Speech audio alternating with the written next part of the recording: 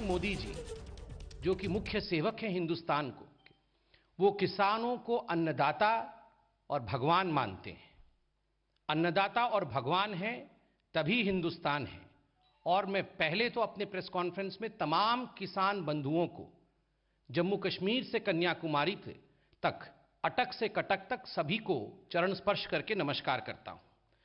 अभी थोड़े समय पहले किसान मंत्री आदरणीय तोमर जी ने भी बहुत महत्वपूर्ण अनाउंसमेंट्स किया है कि किस प्रकार 25 तारीख को सुशासन दिवस के अवसर पर लगभग 18,000 करोड़ रुपए 9 करोड़ जो किसान बंधु हैं उनके अकाउंट तक पहुंचेंगे। आज हमने यह भी देखा है कि बहुत सारे किसान संगठन भारतीय जनता पार्टी की सरकार ने जो 3 बिल वो लेके आई है उसके समर्थन पे वो उतरी हैं। किसान मंत्री को उन्होंने भेंट भी किया है और धन्यवाद दिया है मोदी जी को इन 3 बिलों के लिए। हां, कुछ किसान संगठन ऐसे जरूर हैं जो आंदोलन कर रहे हैं, उनका अधिकार भी है, एक लोकतांत्रिक देश है, सरकार उनसे बातचीत कर रही है। मगर यह उचित होगा हमारे पक्ष में कि कुछ अवांछित वामपंथी दल जिस प्रकार से किसानों के कंधों पर बंदूक रख के अपनी राजनीति साधने की कोशिश कर रहे हैं, उसके विषय में भी हम यहां खुलासा करें। How the left is trying to hijack the kisan andolan for its own political benefits. We, as a responsible political party, should expose these leftist forces, these leftist parties as well. बंधुगण, जहां तक ये वामपंथ और लेफ्ट का सवाल है, ये कम्युनिस्ट पार्टी से दोगला हिपोक्रेटिक पार्टीज और कोई नहीं होते हैं। हिपोक्रेसी इज दाई नेम, जहां तक कम्युनिस्ट का सवाल है। और इन्होंने दोगलेपन में जिस प्रकार से सारे सीमाओं को लांघ दिया है, आज मैं वो फहरिस्त आपके सामने रखूंगा किस प्रकार इन वामपंथियों ने भिन्न भिन्न संस्थाएं और उनकी सरकारों ने किसानों के ऊपर कई अत्याचार किए हैं। ये बात अलग है कि आज वो दिखावा कुछ और कर रहे हैं। 3 मुख्य ऐसे राज्य रहे हैं जहां या तो वर्तमान में या विगत सालों में वामपंथ की सरकार रही है। केरल में वर्तमान में भी है, इससे पहले त्रिपुरा में लगभग 25 वर्षों तक, और कलकत्ता अर्थात वेस्ट बंगाल में, कलकत्ता से जहां से कम्युनिस्ट पार्टी रूल करती थी, वहां भी बहुत दीर्घ समय तक, बहुत लंबे समय तक वामपंथियों का सत्ता रहा है। एक एक करके एक एक राज्यों में किस प्रकार से वामपंथियों ने किसानों को ठगा है, आज उसके कच्चे चिट्ठे को हम खोलेंगे। और कुछ ऐसे किसान संगठन जो किसानों के कंधे पर रखकर राजनीतिक बंदूक चलाने की कोशिश कर रहे हैं, उसका भी खुलासा करेंगे। पहले हम केरल की तरफ चलते हैं। बंधुगण, आप देख रहे हैं कि जो स्कैम टेंटेड केरल के मुख्यमंत्री हैं पिनरई विजयन, वो इस पूरे विषय को लेकर सुप्रीम कोर्ट तक जाने की चेष्टा कर रहे थे। मगर पिनरई विजयन जी को यह उत्तर देना चाहिए और तमाम जो लेफ्टिस्ट लोग हैं उनको यह उत्तर देना चाहिए कि आखिर क्या कारण है जो केरल गढ़ है वामपंथ का, वहां पर एपीएमसी की मंडी ही नहीं है। No APMC law in Kerala.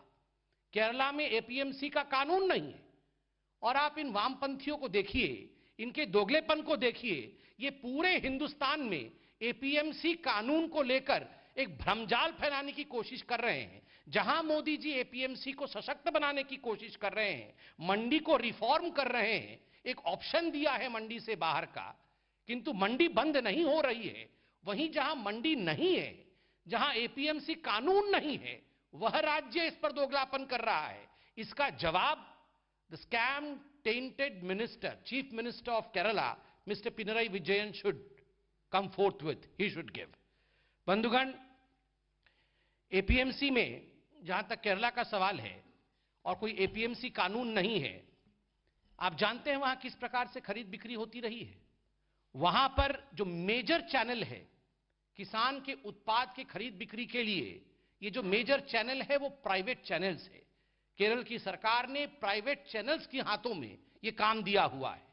और जब हम प्राइवेट चैनल्स कहते हैं, आप तो चतुर्थ स्तंभ हैं लोकतंत्र का, आप लोग इस पे जरूर दृष्टि डालिए और इस पे रिपोर्ट भी करिए कि दरअसल प्राइवेट एंटिटीज के नाम पर they are the goons of the left wing. जो वहां के गुंडे हैं, जो वहां के बदमाश हैं, उगाही करने का एक तरीका लेफ्ट की सरकार ने केरल में बना रखा है और इसके माध्यम से किसानों के ऊपर घोर अत्याचार किया जा रहा है। किसान के पीछे आज खड़े होकर लेफ्ट राजनीति करने की कोशिश कर रही है। मैं आज केरल की सरकार से एक सवाल पूछना चाहता हूं। मोदी जी ने ये जो कानून बनाया है, ये जो रिफॉर्म किया है, उसमें एक बहुत महत्वपूर्ण बिंदु है कि 3 दिनों के अंदर जो भी ट्रांजैक्शन होता है उसका पेमेंट किसान को 3 दिनों के अंदर करना होगा। अगर 3 दिनों के अंदर पेमेंट नहीं होता है तो किसान कोर्ट जा सकता है और जो करार करता है उसको स्यू कर सकता है, उसके खिलाफ केस कर सकता है। क्या केरल की सरकार इसके खिलाफ है? क्योंकि जो प्राइवेट एंटिटीज हैं, जहां जो खरीद बिक्री केरल में करती हैं, उनके ऊपर तो इस प्रकार का कोई कानून नहीं है। उनको जब मन तब पेमेंट करते हैं, सालों तक पेमेंट लंबित रहती है केरला में। यहां मोदी जी ने 3 दिन का एक स्टिप्यूलेटेड टाइम पीरियड दिया है कि हमारे भगवान, हमारे अन्नदाता को कोई परेशान नहीं कर सके, 3 दिन के अंदर उसकी पेमेंट हो जानी चाहिए। केरल सरकार इस कानून को क्यों रद्द करवाना चाहती है और क्यों ऐसा चाहती है कि उनके जो कोट अनकोट उनके कार्यकर्ता है, जो प्राइवेट एंटिटीज के रूप में प्रोडक्ट्स खरीद रहे हैं, उनको बढ़ावा मिले? इस पर जवाब दे। केरल में मंडी को विपणनी कहते हैं। आप आज जाके देखिए, ये जो विपणनी होते हैं, जहां पर ये प्राइवेट एंटिटी खरीद बिक्री करते हैं, किसकी कंट्रोल इन विपणनी पर है आपको मालूम पड़ेगा। पूरी तरह से उनके खुद के कार्यकर्ता वहां बैठे हुए हैं। दूसरा राज्य जिसके विषय में आज हम बात करने वाले हैं वो है त्रिपुरा। बंधुगण, आप जानते हैं 25 वर्षों तक, 1993 से 2018 तक, अभी 2018 तक त्रिपुरा में वामपंथ की सरकार रही और मुझे बोलते हुए खेद हो रहा है, दुख हो रहा है। And just look at the dire hypocrisy of the left parties. आपको जान के आश्चर्य होगा कि त्रिपुरा में इन 25 वर्षों तक कोई भी एमएसपी नहीं था। मिनिमम सपोर्ट प्राइस की आज हम बात कर रहे हैं कि त्रिपुरा एकमात्र ऐसा राज्य था, 25 वर्षों तक वामपंथ के अंतर्गत त्रिपुरा एकमात्र राज्य था जहां पर एमएसपी लागू नहीं होती थी। न्यूनतम समर्थन मूल्य किसान को नहीं दिया जाता था। और आज ये तमाम वामपंथी लीडर प्रेस कॉन्फ्रेंसेस कर रहे हैं, ये किसान के हितैषी बने हुए हैं। 25 वर्षों तक आप त्रिपुरा के किसान को लूटते रहे और ये तो शुक्र है कि भारतीय जनता पार्टी की सरकार जब 2018 में त्रिपुरा में आई तो सबसे पहला काम जो भारतीय जनता पार्टी की सरकार ने त्रिपुरा में किया वो है प्रोक्योरमेंट ऑफ पैडी। किस प्रकार से जो धान है, धान की प्रोक्योरमेंट में मैं आपको बता दूं 48,716 मैट्रिक टन ये प्रोक्योरमेंट किया धान का 27,735 किसानों से, और जो कुल खर्च इसमें हुआ वो 86.65 करोड़ रुपया का। ये बीजेपी की सरकार जब सरकार में आई त्रिपुरा में तो पहला काम ये बीजेपी की सरकार ने किया। और तो और त्रिपुरा में हायर मिलिंग चार्ज होने के बावजूद जो एडिशनल एक्सपेंस बियर करना पड़ता है, यह भी भारतीय जनता पार्टी की सरकार ने त्रिपुरा में बियर किया, जो कि लगभग 6 करोड़ रुपए का था।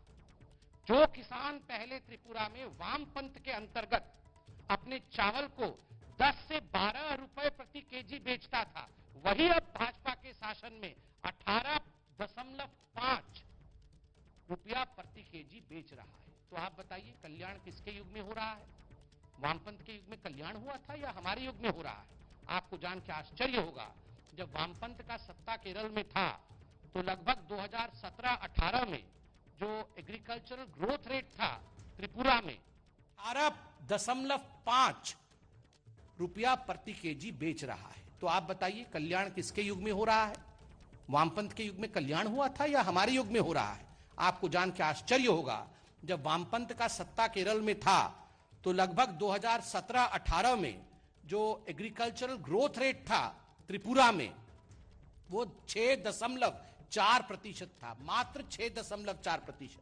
अब भारतीय जनता पार्टी की सत्ता त्रिपुरा में है 2 कंसेक्यूटिव ईयर्स, 2018-19 और वर्तमान का 2019-20, इसमें आपको जान के खुशी होगी कि एग्रीकल्चरल ग्रोथ रेट 13.5% है।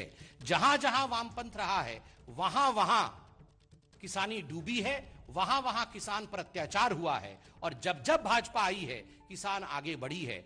The idiom in English is wherever there is left there is nothing left of economy. ये बिल्कुल सही है। जहां भी लेफ्ट होती है वहां इकोनॉमी की, वहां किसानों का कुछ भी बचता नहीं है, सब कुछ समाप्त हो जाता है। बंधुगण, मैंने कहा 3 राज्य, हमने केरल की गाथा सुनी, हमने त्रिपुरा में वामपंथ की लूट की कहानी सुनी। अब जो तीसरा राज्य है, महत्वपूर्ण राज्य है, वो है बंगाल का। बंगाल में आप जानते हैं लेफ्ट और लेफ्ट के बाद तृणमूल का शासन किस प्रकार से किसानों के लिए घातक रहा है। देखिए, लेफ्ट के समय जो एपीएमसी एक्ट लेफ्ट ने बनाया था बंगाल में, वो केवल और केवल पैसा उगाने के लिए बनाया गया था। और मैं आपको बहुत महत्वपूर्ण एक जानकारी देता हूं कि ये जो मंडियां तो थी, मगर मंडी तक पहुंचने से पहले टोल गेट्स बनते हैं, वैसे उन्होंने नकली टोल गेट बनाया हुआ था जिसका नाम नाकाबंदी कहा जाता है। नाकाबंदी करके वहां टोला चार्ज, जिसके विषय में अभी आदरणीय अमित शाह जी ने और आदरणीय जगत प्रकाश नड्डा जी ने बताया, वही पद्धति अभी तक कंटिन्यू किए हुए थे ममता बनर्जी ने। टोला चार्ज लेके, टोला फीस लेके फार्मर जो है वो अपने प्रोड्यूस को बेचा करता था, वो अपने उत्पाद को बेचता था। कहीं ना कहीं एपीएमसी एक्ट का दुर्व्यवहार टीएमसी की सरकार और उससे पहले लेफ्ट ने किया हुआ है।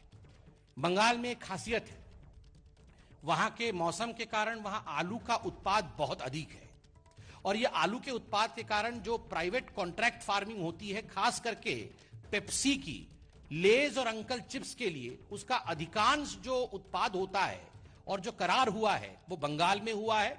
लगभग 11,000 ऐसे किसान हैं जिन्होंने ये करार किया हुआ है, और ये जो पूरा बिजनेस है वहां पोटैटोज का और एक कंपनी को लेकर, वो लगभग 9,500 करोड़ का है।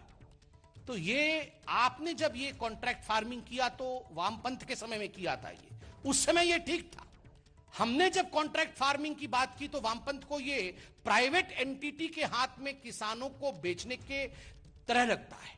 आप जब प्राइवेट एंटिटी को बुलाकर लाते हैं, वहां इतना बड़ा कारोबार करने की चेष्टा करते हैं, तो वो ठीक है। मगर जब हम कहते हैं कि केवल पोटैटो नहीं, बाकी लोग भी करार कर सकते हैं, तब आप उस पर उंगली उठाते हैं। बंधुगण, सबसे बड़ी बात है कि जो कम्युनिस्ट गवर्नमेंट है, उन्होंने 2009 में एपीएमसी एक्ट में अमेंडमेंट करके जो एमएनसीज हैं उनको और ये जो प्राइवेट एंटिटीज हैं इनको उन्होंने एंट्री दी थी फ्री मार्केट में। तो ये जो कम्युनिस्ट आज कह रहे हैं कि प्राइवेट एंटिटी नहीं घुसना चाहिए, ये इनकी हिपोक्रेसी और इनके दोगलेपन को दर्शाता है। और आश्चर्य की बात है, ये जो अमेंडमेंट आपने एपीएमसी कानून में किया था 2009 में, उस समय आपने कोई प्रावधान नहीं रखा था कि स्टिपुलेटेड टाइम पीरियड के अंदर पेमेंट होना चाहिए। हमने जो सेंट्रल कानून रखा है उसमें हमने यही करार का क्लॉज रखा है, प्लस हमने ऐड किया है कि 3 दिनों के अंदर पेमेंट हो जाना चाहिए। इसमें आपत्ति क्यों है? अगर पोटैटो ग्रोअर्स को, जो आलू उत्पादक हैं, उनको 3 दिनों के अंदर उनकी पेमेंट मिल जाएगा, उनकी भुगतान हो जाएगी, उनका जीवन सुधर जाएगा, तो आपको क्या परेशानी है? बंधुगण, बंगाल में अभी की परिस्थिति तो आप जानते ही हैं। आज ममता जी के कुछ जो कार्यकर्ता हैं वे किसानों से मिलने गए थे, किंतु पीएम किसान निधि अभी 18,000 करोड़ रुपए प्रधानमंत्री मोदी जी रिलीज करेंगे, डायरेक्टली 9 करोड़ फार्मर्स के अकाउंट में जाएगा डीबीटी के माध्यम से। मगर पीएम किसान निधि को लेकर जिस प्रकार की राजनीति ममता बनर्जी कर रही है, वो कह रही है पैसा डायरेक्टली मत भेजिए, आप पैसा हमें दे दीजिए, हमारे ट्रेजरी में दे दीजिए, मैं बांटूंगी किसको बांटना है किसको नहीं बांटना है। मतलब आप एक इलेक्शन फंड क्रिएट करना चाहते हैं। जहां तक बंगाल का सवाल है, यह कहना अतिशयोक्ति नहीं होगा कि Bengal has only travelled from the frying pan to the fire. पहले फ्राइंग पैन के ऊपर थी कम्युनिस्ट सरकार और अब वो आग में आके गिर चुकी है तृणमूल कांग्रेस के अंतर्गत। जहां तक वामपंथियों के कुछ ऑर्गेनाइजेशंस को एक्सपोज करने की बात है, मैं 2 विषयों को यहां रखूंगा। एक न्यूज़पेपर आर्टिकल लेके आया हूं मैं, एक बहुत ही प्रचलित और प्रसिद्ध न्यूज़पेपर है, अंग्रेजी डेली है ये, मैं नाम नहीं लूंगा मगर आप देख लीजिएगा। उसका हेडिंग है, अभी 13 दिसंबर को यह आर्टिकल छपा था इसी माह में, changed list, how protesting farmers shifted demands in the space of a month. पहली बात मैं caveat के साथ बोल दूं, मैं फार्मर्स के ऊपर अटैक नहीं कर रहा हूं, वो हमारे अन्नदाता हैं, वो हमारे भगवान हैं। मैं कुछ संगठनों पर यहां प्रश्न उठाने वाला हूं। देखिए, इस आर्टिकल में उस अंग्रेजी डेली ने एक बहुत महत्वपूर्ण सवाल उठाया है, और मैं आपको वो पेपर भी दिखाता हूं। उस अंग्रेजी डेली ने एक चिट्ठी दिखाया है। 13 नवंबर 2020 को एक चिट्ठी तोमर जी को दी गई, जो कि डिमांड था। 6 डिमांड्स रखे गए थे एक किसान ऑर्गेनाइजेशन द्वारा। उसका 6वां डिमांड क्या था, वो मैं पढ़ देता हूं। Withdraw all cases against the farmer leaders all over India, intellectuals, poets, lawyers, writers, and human and democratic right activists. Those who have been jailed in false cases should be released. तो ये 6वां जो demand था, 5 demand तो चलिए किसान से संबंधित है, मगर जो 6वां डिमांड है, पोएट को रिलीज कर दीजिए। कौन है ये पोएट? कौन सा किसान पोएट है जिसको भारतीय जनता पार्टी में जेल में रखा है? कौन है? आप याद करिए, 9 तारीख को ह्यूमन राइट्स डे पर कुछ पोस्टर्स आए थे, उमर खालिद को रिहा करो, सरकील इमाम के पक्ष में। कौन है ये पोएट? मैं आज खुल के बताता हूं कौन है ये पोएट। मैं नाम तो नहीं लूंगा, मगर ऐसी भी एक ऑर्गेनाइजेशन है जिसके जो फाउंडर्स हैं, मैं उन फाउंडर्स के कुछ के नाम लेता हूं। एक ऐसी ऑर्गेनाइजेशन है जिसके फाउंडर ने PDFI अर्थात people's democratic front of India बनाया था। ये PDF